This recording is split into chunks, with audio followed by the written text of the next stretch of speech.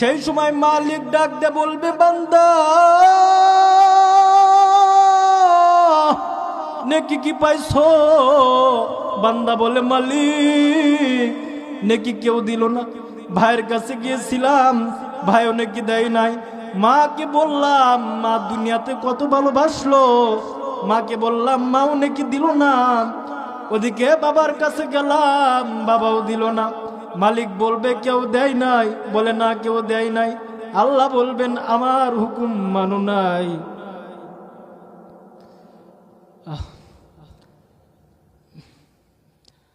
আল্লাহ বলবেন, আমার হুকুম দুনিয়াতে মানলি না, আমার হুকুম মানলি না, এখন জাহান্নামের মধ্যে যা। জাহান্নামের যে সময় মালিক ঘোষণা করে দিবে, সেই সময় আল্লাহ বলবেন, খুযুহু ফাগুল্লু। আল্লাহ বলবেন, খুযুহু ফাগুল্লু সুম্মাল জাহিমা সাল্লু সুম্মা ফি সিলসিলাতিন যারউহা সাবউনা যিরাআন ফাসলুক। মালিক আমার ডাক দিয়ে বলবেন, জাহান্নামের ফেরেশতারা, আমার বান্দা দুনিয়াতে আমার হুকুম মানে নাই, আমার হুকুম অনুযায়ী চলে নাই। আমি দুনিয়াতে বোঝার জন্য কত কিছু দিলাম, দুনিয়াতে আমি মালিক হায়াত দিলাম, আমার হুকুম মানে নাই।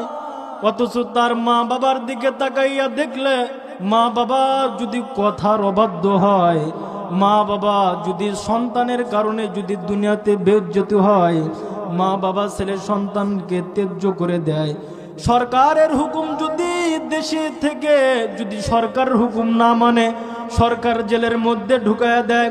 দুনিয়াতে হায়াতে রেখেছিলাম,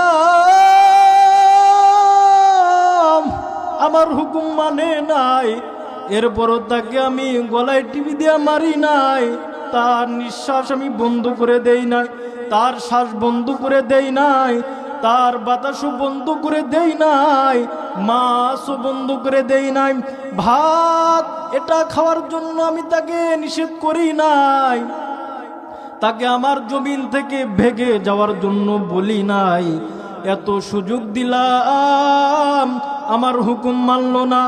তাড়াতাড়ি তাকে জাহান্নামের ফেরেশতারা সেগুল দিয়ে বেঁধে ফেল।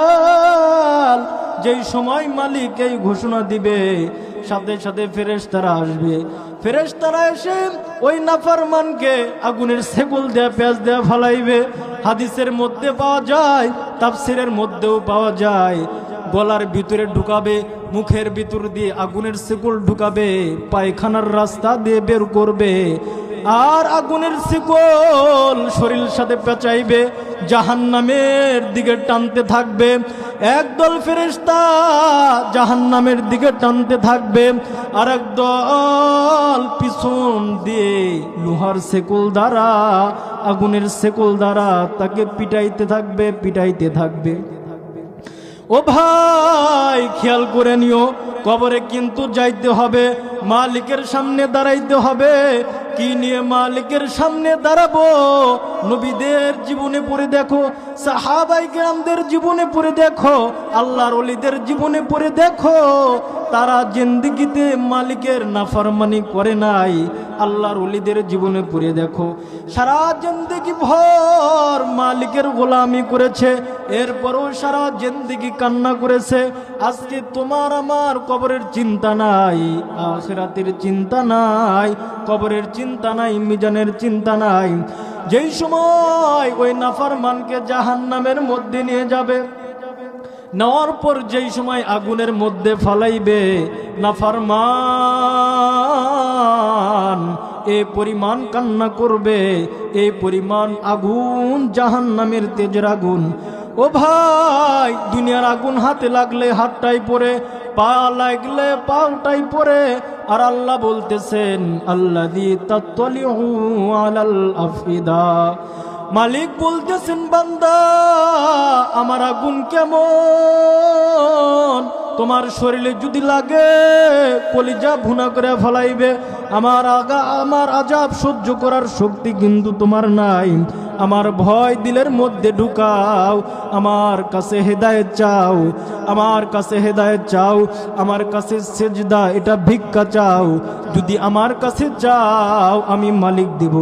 মালিক বলে আমার কাছে ভাত চাইতে হবে না, আমার কাছে গোশত এটা চাইতে হবে না, আমার কাছে সম্পদ এটা চাইতে হবে না, আমি এগুলো তোমাকে দিব।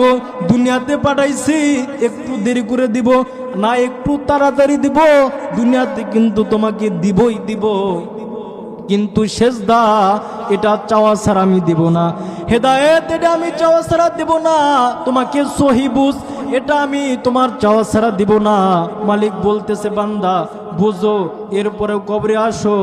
যেই সময় এই কথা বলে শেষ করে দেই, যেই সময় কবরের মধ্যে যাবে, কবরে যাওয়ার পরে সেই সময় ওই বান্দা বলবে না ফরমান, মালিক একটা সুযোগ দাও, দুনিয়াতে গিয়ে নামাজ পড়ি নাই, তোমার নামাজ পড়বো, রোজা রাখি নাই, তোমার রোজা রাখবো, দান সদকা করি নাই, দান সদকা করব, মাদ্রাসা মসজিদ ভালোবাসি নাই, মাদ্রাসা মসজিদ ভালোবাসবো, নফল নামাজ আদায় করি নাই, নফল নামাজ আদায় করব, তাহাজ্জুদ পড়ি নাই, তাহাজ্জুদ পড়ব, একটু সময় দাও, পাঠায়া দাও।